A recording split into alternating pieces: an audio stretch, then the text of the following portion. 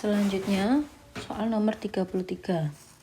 Senyawa hidrogen klorida tidak menghantarkan listrik sebab hidrogen klorida mudah larut dalam air.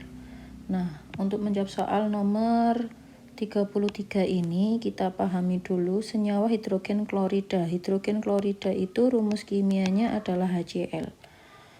Nah, kita harus pertegas dulu yang dimaksud di sini senyawa hidrogen kloridanya itu dalam bentuk apa? Jadi senyawa hidrogen klorida ini dalam bentuk apa? Kenapa? Karena senyawa HCl itu kan adalah senyawa polar ya. Jadi senyawa HCl itu adalah senyawa polar dan jadi ini senyawa kovalen polar.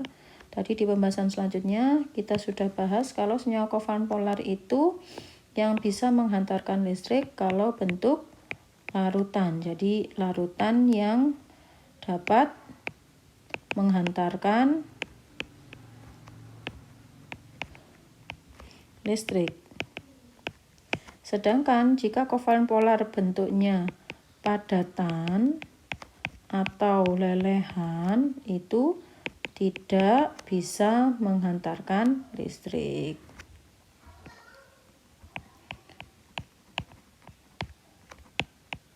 Nah, soal nomor 33 ini senyawa hidrogen klorida. Ingat, HCl itu di alam atau kita bahas pada suhu ruang yaitu 25 derajat Celcius itu wujudnya adalah gas.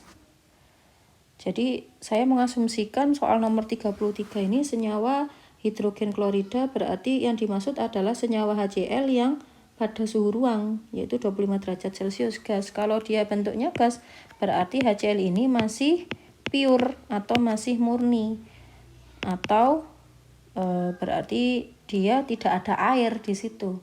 Berarti kalau tidak ada air di situ berarti tidak bisa menghantarkan listrik.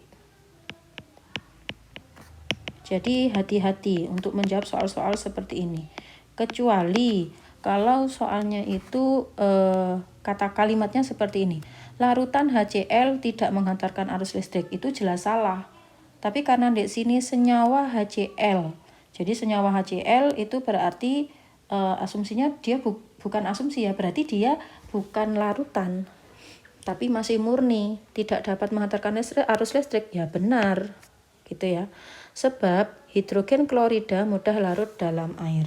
Nah, untuk menjawab soal ini yang alasannya, ingat, prinsip kelarutan itu adalah like dissolve like. Apa artinya?